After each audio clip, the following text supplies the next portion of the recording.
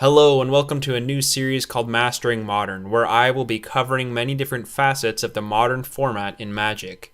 In this first episode, we will focus on value cards in no particular order. These are cards that I found to be inherently good and usually cost between $1 to $5.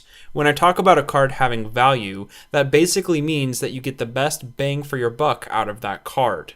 I found it to be a misconception among Magic players that cards need to be expensive to be playable or competitive. Many great cards are affordable, and the cost does not necessarily determine their value in-game. So with that being said, let's get started by taking a look at our first card.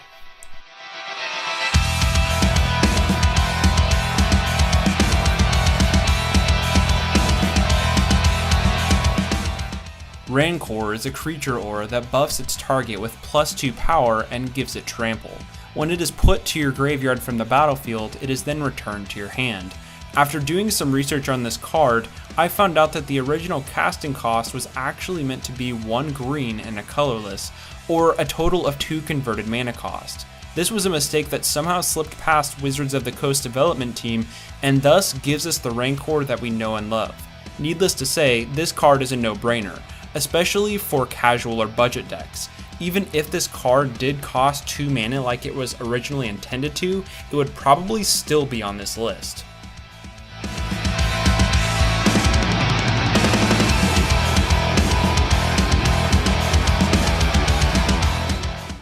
Doomed Traveler makes the cut because it ultimately gives you a free creature. We don't get any value out of this card until it dies, but when it does die, we get a 1/1 creature with flying. This is important to note, because not only does it essentially provide you with 2 creatures for 1 white mana, the second creature is in the air. When it comes to dying, Doomed Traveler is one of the best.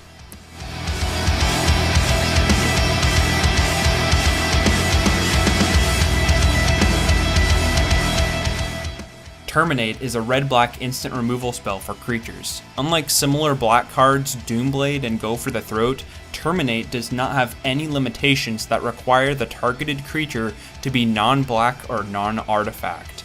This spell can destroy any creature and also prevents regeneration, which usually isn't applicable but is very handy when it is. This is a very underplayed card in the modern format.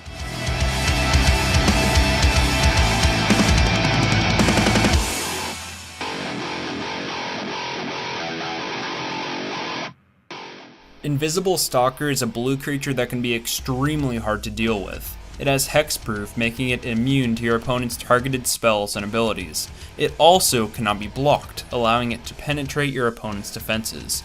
Invisible Stalker is best paired with some sort of buff, because just doing 1 damage each turn isn't usually enough to win the game.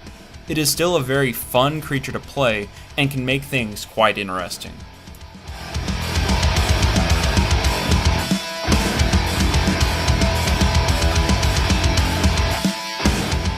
Utopia Sprawl is an enchantment aura that can only target forest cards. It is usually used in mono-green decks for extra mana.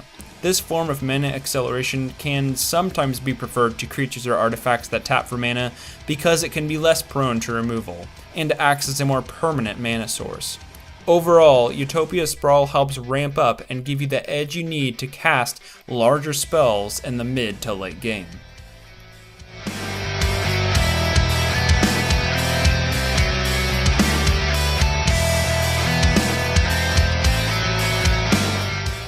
Wall of Omens cannot attack as it has Defender. However, the value comes from its ability that draws you a card when it enters the battlefield.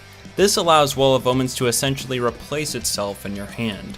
This can be very useful in combo-related decks that need to buy time, or to help get a combo piece with the extra card draw.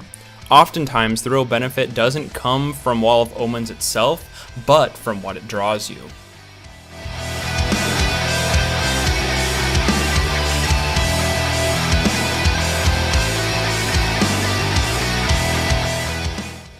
Raven's Crime is a unique sorcery card that acts to beat down your opponent with repeatedly forcing them to discard.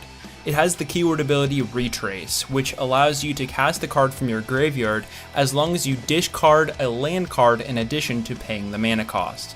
This means that it is just about impossible for you to get flooded with land, because every time you draw a land card, you are essentially just drawing another Raven's Crime, assuming you have a Raven's Crime in your graveyard to cast.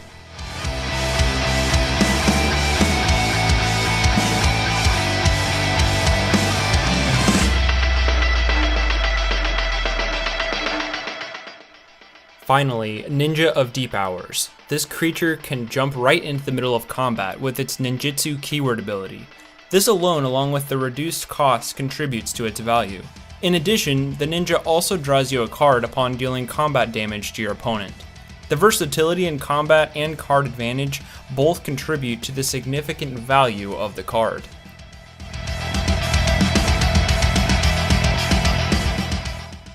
Well everyone, that's all for now. Remember, the value of a card is not determined by its monetary cost, but instead the actual benefits that it gives you when you're playing in-game. I'm planning on doing multiple other videos like this in the future, so if you enjoy this kind of content, feel free to support me with a like or a comment, and check back with my channel for other Magic the Gathering content. I'm Evan Davis, signing off.